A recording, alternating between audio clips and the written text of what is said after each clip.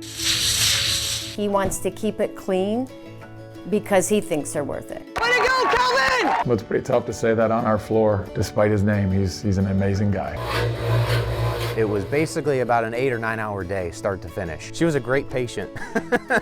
There's no other way to describe that. He's Miracle Malachi. How fun to have a father-daughter relationship where you have that, game in common. Oh, see? She's afraid of me.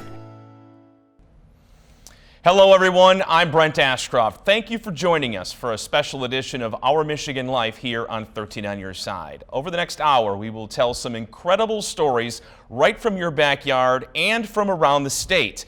Many are inspiring, some are heartwarming, and others, well, they're just downright cool. And we hope as you watch, you might think of someone you know with an incredible story to tell. You can send us a detailed email to life@13onyourside.com. We begin with the story of 12-year-old Isaac Walker from Ionia. He's got a lot to celebrate. Within the last 3 years, he's gone from near death to cancer-free, beating the disease not once, but twice.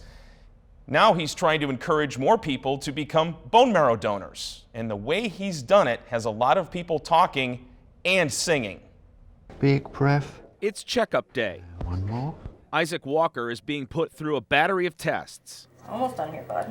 Pretty routine stuff. That's good. It wasn't that long ago an unknown road. when his time spent in the hospital He's not getting better. was far from It was really scary. routine. We almost lost him. When Isaac was 2 years old, he was diagnosed with leukemia. He was going to the hospital about twice a week to get chemotherapy and stuff, and then he went into remission 3 weeks after it started treatment. 5 years later, relapse. For that type of leukemia really means that now a bone marrow transplant is the only chance. The search for a donor quickly led to a match. After the bone marrow transplant, I felt better. So much so, Isaac and his family traveled to Texas to meet his donor, Bailey Bond. During their drive from the airport to Austin, the radio was on.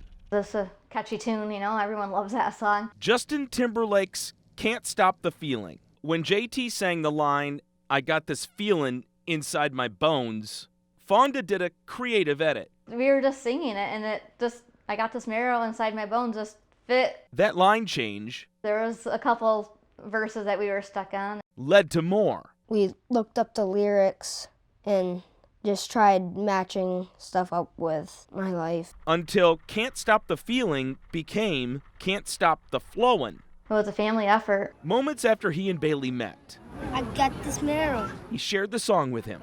It was defective, baby, till you came along. When Isaac returned to Michigan, I thought it was amazing. he went back to the hospital, I was really nervous at first. not for a checkup. Instead, We want to make a music video with Isaac doing the song. he invited everybody who helped save his life. All of us child life people and me as a music therapist, we became video producers. To join him in creating It's just awesome how he had that idea. Got this marrow this. inside my bones. Doctors were in it, his nurse, the receptionist. Your cells are in my body. I think there's a reason they only show my upper body in that video, because my dancing footwork I don't think is allowed to show off. Can't stop the flowing. Isaac sings. We set up all of our recording equipment that we have here at the hospital. Match. And dances, I have a hip-hop teacher that helped me. just like Justin Timberlake. Now my new blood is a-flowing, it don't stop. Well, sort of. It's really directed towards Isaac's bone marrow donor, Bailey, who is featured in the video. Bailey was actually studying abroad when we FaceTimed him into the video. Where'd be? They were really urging people to become a donor for bone marrow. It's because of you that I have a chance. To intrigue people, to save lives like me. Can't stop flowing. These days, Isaac's blood can't stop the flowing. I'm pretty confident he's cured. Thanks to his medical staff, And it was a wonderful experience. a donor, There's a bunch of people out there that don't get bone marrow transplants, that need them. No more medicine shots. and some inspiration from a pop music icon. He crushed it. He's awesome. Yeah, Isaac, he's a great dancer. He's a great singer. He's a total package. He's the next Justin Timberlake. Got new marrow in my body. Isaac remains in remission, and his song continues to inspire people to become bone marrow donors. After our story first aired back in March, Justin Timberlake himself saw it on social media and made sure Isaac and his family scored free tickets to his concert at Van Andel Arena on April 4th. And they all got to meet Justin after the show, a memory Isaac will certainly never forget.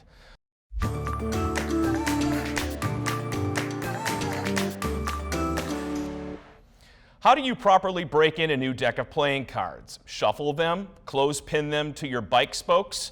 What about throwing them? Magicians in the 1800s made scaling cards popular. Well, a unique gathering in a tiny Michigan town has found a way to rekindle that popularity. And with the way they do it, you might want to stay out of the streets. Here's a trick. Make an ordinary pack of playing cards not so ordinary. I'm going to place the red card on the bottom. Some have mastered it. I'm going to ask you simply to concentrate. Using nifty hand movements. If you concentrate close enough, it looks like the red card melts through to the middle. Misdirecting dialogue. You put your hand on top of it.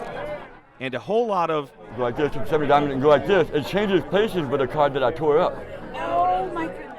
How'd he do that? Oh my goodness. Oh! The intent?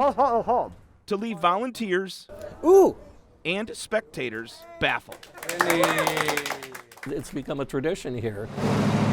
Located in the bowels of the Lower Peninsula. You know what we call speed bumps here? Polyps. Is a place that's been bitten by the magic bug. 1 streetlight, 1 Uber, 3 magic stores. Seems impossible, doesn't it? Don't be fooled by this dinky little town. Bottle becomes a glass, glass becomes a bottle. It's home to something big. It is amazing that this place in the middle of absolutely nowhere would draw magicians. Every summer, it's like Vegas comes to Mayberry. It's the Abbott's Magic Get-Together. The gathering gets colon. Oh wait, I used invisible ink for that. Look, he's gonna heat it up a little bit. Rolling. You get a lollipop. This sleepy city gets a nightlife. There's the American Legion. Next door to that is 5-Star Pizza, and next door to that is Curly's Bar. But the values of the cards don't matter. You'll have magicians doing card tricks, drinking beers, and showing each other the latest techniques that they've learned. As the illusions continue inside, something unscheduled, midnight-ish, yet totally traditional. Oh, there goes a card. Ignites outside. Kids of all ages, anywhere from 7, 8, 9, 10-year-olds to 80-year-olds scaling playing cards. Once it starts, it's hard to stop. It's wrist only.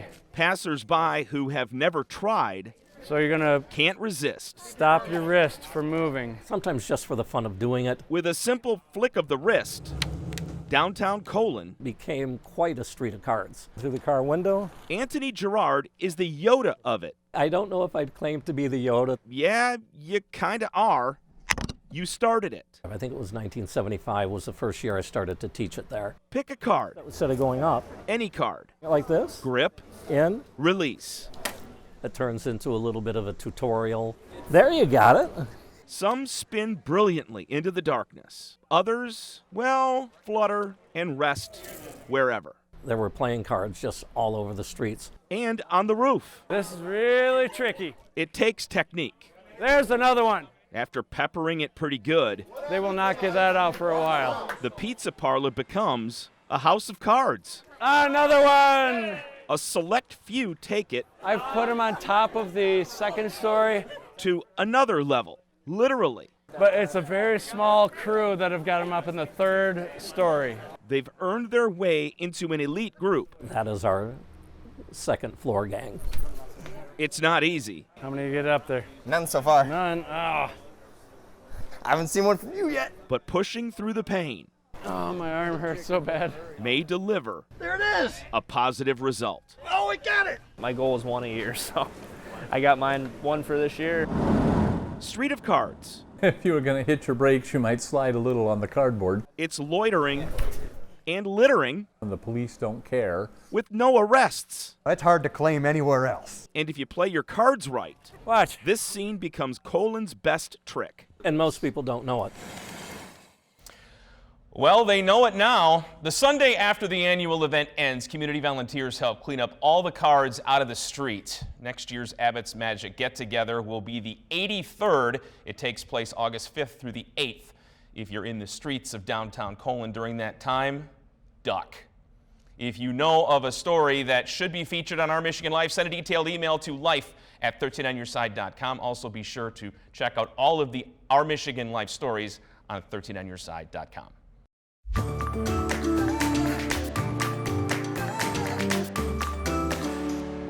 There are a lot of ways for kids to make a few bucks: raking leaves, shoveling snow, babysitting.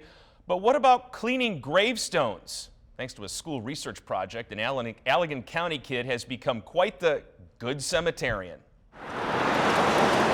Mountain Home Cemetery in Otsego. It's a massive garden of stones. Most were planted more than a century ago. You can pick them out from a distance. Time has taken its toll on many. Nobody should have a dirty headstone. Sherry Town and her grandson Naveen And I'm right here. recently visited the cemetery to trace family lineage. We found a grave. It was Oka Towns. We wanted to know if I was related to him. So my Nana started looking online and she figured out he was the first judge of Allegan County. She also figured out they're related. Oka's his 5-time great uncle. Upon inspection, he had a question. Why is it so dirty? To the internet they went to purchase the proper supplies. We have a water sprayer, 2 bottles of D2. We have 3 soft bristle brushes, and some jugs of water. He cleaned Oka's grave first. Then we figured out the whole row, like this side of him, was his family, so we started cleaning their headstones. Naveen wouldn't stop. The next one, the next one, the next one. And who else are we related to, and who else needs their headstone cleaned? Word of this good cemeterian got around, There's a need for it. triggering him to start a business. His grandpa helps him with the financing. It's called Naveen Cleans. Yes. A graphic artist made him a logo. You'll be cleaning a headstone for him in return for the logo. He also has business cards and a Facebook page. My target age is 50 plus because they have more money and they have more busy schedules. Whenever he feels like it, Naveen Cleans opens for business. It's very fun. He arrives, knows where to go, and what to do. Okay, let's get this bird poop off. Naveen's unusual, like his name. Start scrubbing again. He just does things Yet again, you squirt them. the way he doesn't really think about what other people think about it. Who cares what other people think, right, Naveen? Yes. You do you. Take some of the dirty parts off. The only thing that matters is, Seeing the dirty become clean. and in the process, I get to learn history about my family tree. so when visiting Mountain Home Cemetery, no need to wonder if this ginger-haired kid sporting the cool shades, All through my city, I got this feeling. Singing Justin Timberlake songs When we move way up. belongs. He likes spending time there. He does. My Nana doesn't want me to do every headstone, just like ones that I get called for. Because Naveen Cleans is a business with a mission. Yes. Make what's old Somebody purchased that headstone for him because they believed they were worth it. look new again. He wants to keep it clean because he thinks they're worth it. Naveen spent the summer cleaning several headstones in Mountain View Cemetery. He says he wants to clean all of them, which is 8,500. So, Naveen needs your business. He has a Facebook page. It's titled Naveen Cleans Headstones. So for more information, go check that out. After 201 meetings over 100 calendar years, how close are Hope and Calvin on the hardwood? Overall, Hope has outscored Calvin by just 98 points. That works out to be about a half a point per game. Hope leads the overall series 103-98. So, how could these bitter rivals get any closer? They have, in the most ironic of ways. Here we go. White's got the rock. Half court. Let's go. It doesn't matter what's painted at center court or on the baseline. Do it again. Same action. Oh, the name on the scoreboard? That's misleading too. A living oxymoron, if you will. This hard roll is Calvin's practice. Oh, yeah. It's all just kind of humorous. No, really. Yeah, it's weird for sure. It's Calvin's practice. What are you doing at Hope? Stuff like that. Wait. It makes no sense. There must be a mistake. Thought the same thing. Gotta check the roster. Despite his name, he's an amazing guy. Wow, it's true. There's a Calvin on Hope. It's funny that it happened to him. Calvin Hackert. People around here are still like, I don't buy it. You can't be named Calvin. For the players, it can get confusing. When Coach was in the locker room talking about Calvin, I kept thinking he was talking about our Calvin. Your side of the lane. Coach Greg Mitchell. Let's say Cal, good reversal. Can't bring himself to call him Calvin. Say Cal, atta baby. I probably could, but it's pretty tough to say that on our floor. And yeah, so I'd pretty much stick to Cal. Come on, Cal. I like Cal. That works. Calvin also recruited Calvin. That's how it goes. But Hope beat them out. As it should be, right? That's when his lineage was learned. March 1990. To set the stage again. Hope women playing for a national championship. With about 9 minutes left in the game, we were down by 20 points. The Flying Dutch said, hey, that's not enough. We're going to come back. Dina Disney was a catalyst in the comeback. A three-pointer tied it at 63-63. 5 seconds left. A long pass made in. We were going full length. I got fouled. Go to the line with the score tied, hit the free throws to win the national championship for Hope College.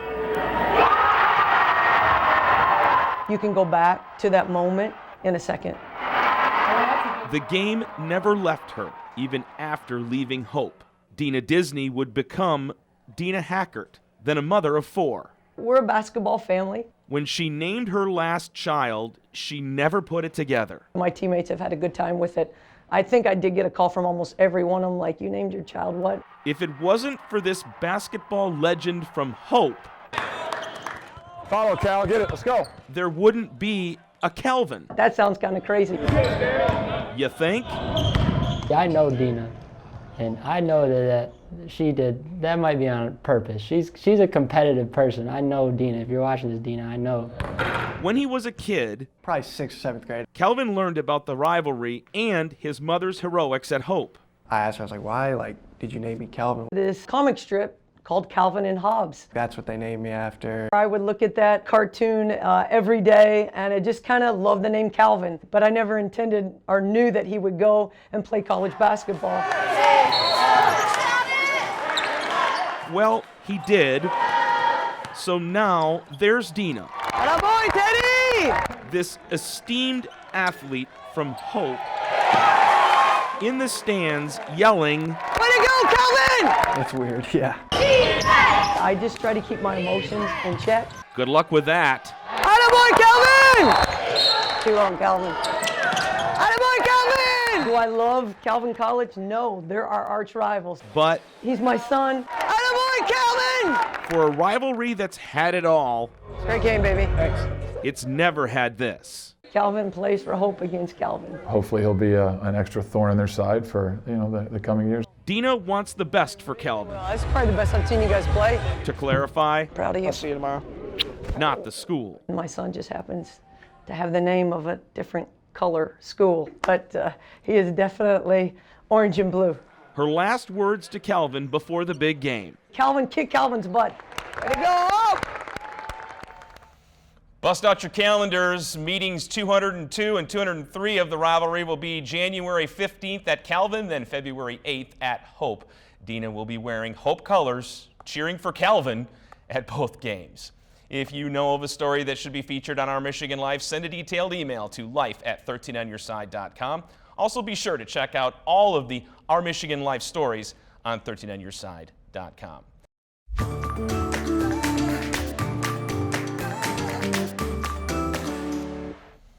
Welcome back. We begin the second half of this Our Michigan Life special with the journey of fear, faith, and fortitude. Diffuse axonal injury. It's a form of brain damage that occurs in about half of all severe head traumas. A shearing effect happens. All the neurons in your brain are broken and cannot be repaired. In the most severe cases, death is the most frequent outcome. Of the 20% who do survive, most remain in a permanent unaware state. We followed a family dealing with this condition, and the outcome was nothing short of a miracle. What's expected when facing the unexpected? My brother was moving from the Upper Peninsula to Memphis, and he had asked Malachi to go with him, help him move. There's no rules on how to react. They had made it most of the way. Process. I had gotten a phone call. Feel. Didn't know what to do. Life as it was known is over. And I just kind of felt a new normal. My world was dropped. Begins. December 8th, 2018. A car swerved. Malachi Griffin hit the brakes. His truck flipped 9 times. He was ejected, landing in the median, broken, motionless. When first responders got to the scene, Malachi's heart had stopped. Paramedics brought him back. I just lost it. Malachi's parents couldn't process what they saw. Our son wasn't even recognizable. His injuries were numerous. Punctured lung, shattered hip socket, laceration on the liver. And severe brain damage. The first probably about 10 days was just putting him back together. Malachi was in a coma. The nurse had told us what we see is what we're going to get, that he's never going to walk out of here. The Griffins turned to their faith. We just kept believing that God was going to do something different. Hoping for a miracle. I should have died in that crash, but I didn't. So God has some purpose. Malachi began his binge of breaking the rules of brain damage. 5.5 weeks after his accident, we were brought to Mary Free Bed. The move to Grand Rapids confused the Griffins. How could rehab help him? He can't do anything. He doesn't move one body part. That didn't matter to his new doctor. We're going to keep trying. And her fleet of physical therapists. I know that the hope was to walk out of here. Malachi's first 2 goals were standing and walking. Walking? I said, he's still not awake. How are we going to do this? Yeah. And he said, well, we're going to actually walk for him. And so that when he wakes up, he remembers, this is how I do it. Therapists walked Malachi every day.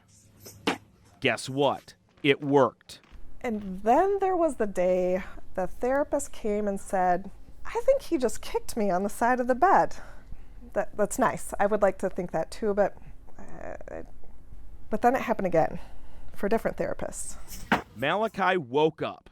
I had my son back. He initially responded with his legs. He can respond and follow commands. Can you tell us yes?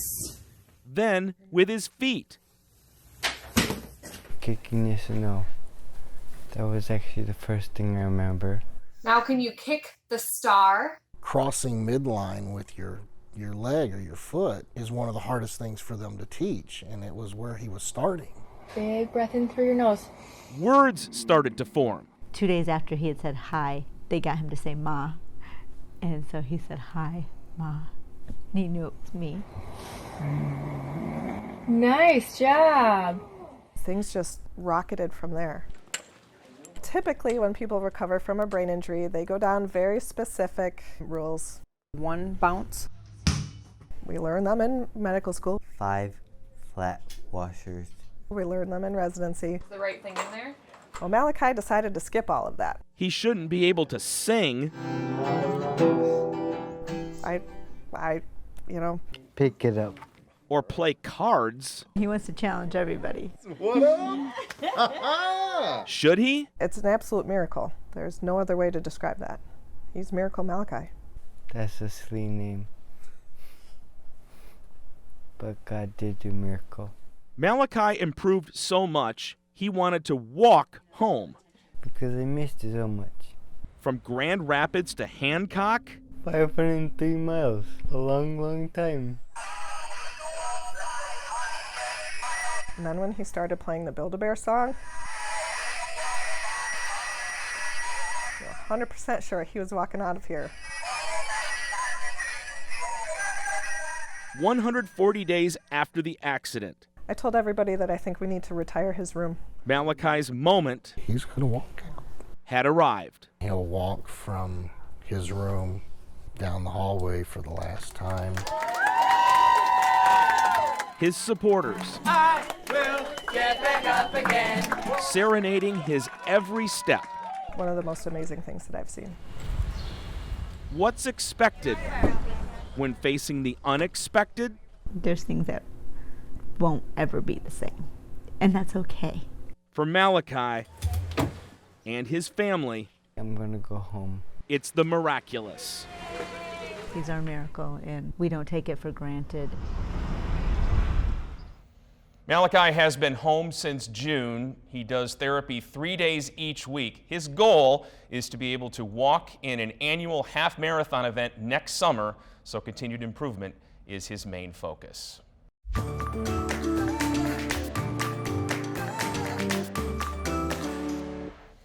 Competition is defined as something that arises whenever at least two parties strive for a goal which cannot be shared. In the case of a father-daughter duo from Muskegon, it means way more than that. She thinks she can strike Dad out. He says not a chance. Last spring, the family feud met the ball diamond in an epic way at Reese Puffer High School. It'll be fun. Having a catch with Dad. How you feeling after yesterday? Good. It's a time-honored tradition. It's just our relationship that we've had since she was a little kid. That's not just about throwing and receiving. I definitely look up to him a lot. It's more about Probably haven't thrown this much in a while, huh? connecting. How fun to have a father-daughter relationship where you have that, game in common. Change up. For Michaela Thompson. Oh, you know my changeup's better than yours. And her dad, Jesse. There's a little bullying going on. Cantankerous. Ooh. Dropped First one to drop it. Best describes their catch. These two throw more at each other. She doesn't throw hard enough for me to get equipment. Than just the ball. Why does sometimes that you throw your glove off? Because your hand hurts. Trash talk aside, I'm taking notes right now. this father-daughter duo has a lot in common. There you go. Good take. They're both high school pitching legends. For 4 years, she had one focus. Striking them out. She definitely put the K in Michaela. I know, right? She's one of Michigan's all-time strikeout leaders. Sometimes it doesn't seem real, but then you look at it and you're like, wow, I actually really did that. Right in the glove. Jesse was also the ace of the staff. Team MVP a couple years. Had some school records at the time, and I broke the record for wins in a season. Both won district championships. She's competitive, I'm competitive. He texted me one day and was just like, we really have to do this. Did somebody say We really have to go out to the field and see if I can hit you or not. competitive? She struck out 18 batters in a game, and I'm like, I'll still hit it. Oh boy. He still got that power, but I don't know if he got the power with the speed that I have. Here we go again. My goal is to hit it over the fence, to be honest. There's a daddy-daughter. She's supposed to strike me out, right? I'm her dad. Draw a line in the dirt. All right, let's do it. Dust up. The strikeout's just not going to happen. A Bruin. 1, 2, 3, and he's out. My swing still looks good. Time to settle it. Yeah, right there. If you brag about it, Out of respect for what I know Jesse's accomplished, I'll say he might make contact. they will come. Secretly, I'm rooting for her all the way. Jesse's coached her, But we'll see what happens. never faced her. She's getting consistently better, and I'm getting consistently older. With legacies on the line, All right, we ready? play ball. Ooh, that's close. First pitch. Oh, see? She's afraid of me. She's afraid of me. Next one. Contact. We got to keep going. New count, new count. Michaela finds the zone. All right, that's a good pitch. Strike one. She's got him now. Down 0-2. One strike away. Oh, that's a double. That's a double right there. What's up with the strikeout? Shut up. Nice job. Nice job. You got me with that high heater. I know. Like any backyard battle, Are you giving up? That's it? They gotta go again. Oh, you want to keep going? I don't know. If you want to, we can. You think? Inside. Okay, all right, deal. See, now they're talking. I'm in their head now. Yeah. It's a 1-1 count. Got me with that one.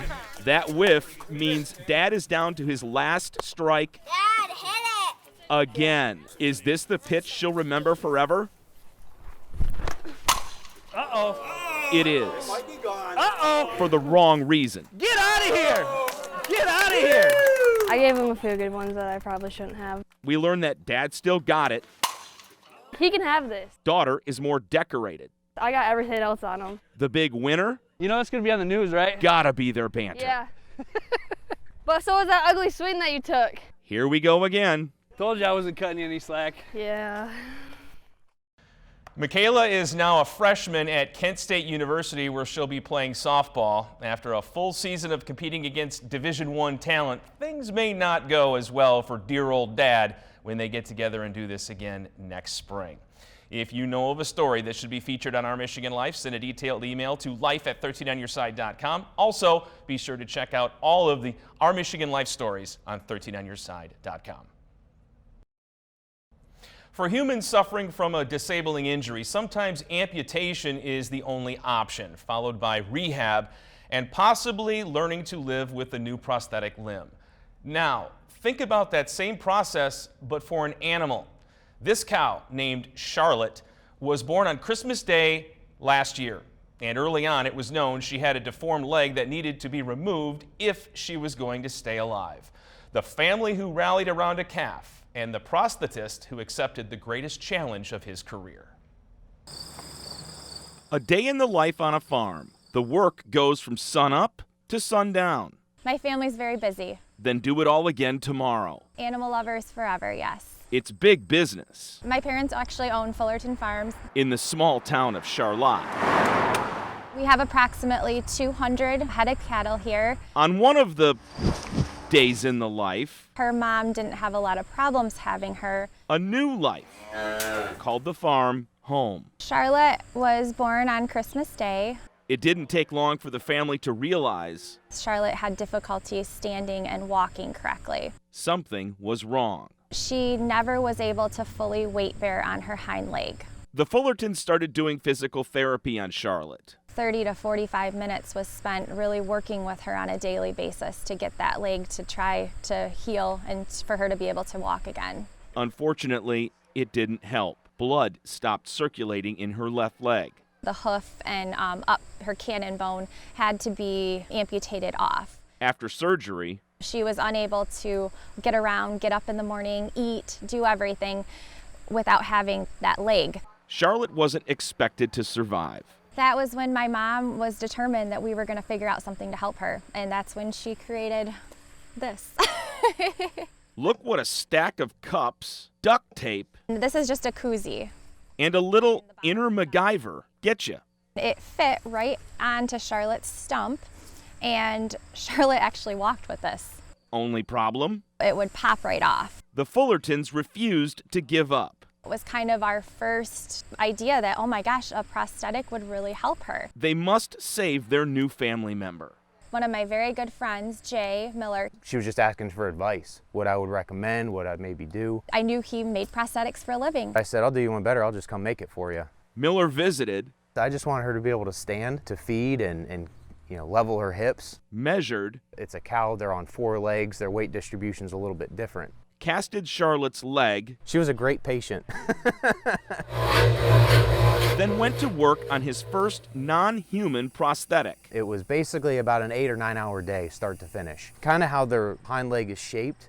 It's almost like how our elbows bend and work, so I use kind of like a below elbow type design. 2 weeks later, Charlotte was fitted with her new leg. I just expected her to at least be able to stand and kind of get used to it. Well, her expectations.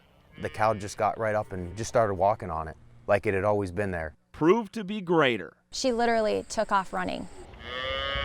Much. She had no fear at all. Much. Give their pet a new quality of life. Greater. It was just amazing. Maybe Charlotte's journey is a cattle call to us all. that it's possible in life to go from no hope There is no way that she would be alive right now if she did not have this prosthetic. to high hope. All we got to do is ask for I can't thank him enough. help. Saving the world one cow at a time. Charlotte outgrew her first prosthetic in June. Jay Miller made a new one. He's going to have to make another one when she turns a year old in December. The Fullertons say if Charlotte remains as healthy as she's been since getting the leg, they plan to breed her early next year. Christmas is on its way, and if you're looking to buy a real tree this year instead of a fake one, don't drag it to the curb when you're done with it. Consider a trip to Central Oceana County to Lois Farms and Petting Zoo. That's where your tree becomes a treat. Ah, yes. One of the many symbols of the season. Some people take down their trees a little faster than others. Some people like to leave them up as long as they can. Hard to believe that something so beautiful And what do you do with the tree? can also be They kind of descend upon the tree palatable. as it's the greatest thing that they've ever seen. Only at Lois Farm and Petting Zoo in New Era. We've been blessed with an abundance of trees to last the goats all winter long. Pull up, drop off, Our tree mountain, drive away. we carefully inspect every tree. The tree is dragged to one of the pens. Look at this. Release the herd. They go to town. What begins to unfold is pure, unbridled goat gluttony. A pine in a pasture. They explore the tree. They also use it as like a scratching post or a toy. Is like tossing chum in the water. They smell a lot better after they've been playing in pine. Hey, hey, hey. No eating the camera. Stick to the sticks. Pine needles are rich in vitamin C, and then they're also a natural dewormer for goats. When it's done, your once delicately trimmed tree We had to rescue an ornament. looks like this. And what's more fun than donating it to a bunch of goats? The gifts are just starting to arrive for Shar, Becca, Bubba, Bam Bam, Gump, Pudge, and Chocolate Chip, who still thinks the camera is a big pine needle. The goats are so happy. Lois Farms and Petting Zoo will be accepting trees again this year, starting the day after Christmas through the end of January, from 8 to 5, 7 days a week. Just head to their location in New Era. The drop-off location is in the main parking lot. If you know of a story that should be featured on Our Michigan Life, send a detailed email to life@13onyourside.com. Also, be sure to check out all of the Our Michigan Life stories on 13onyourside.com. Thank you for spending your time with us. You can see more of Our Michigan Life weekday evenings on 13 on Your Side and on our website, 13onyourside.com. And if you missed any of this special, you can see it again on our YouTube page. For photojournalist Evan Leonard, I'm Brent Ashcroft. We'll see you again next time.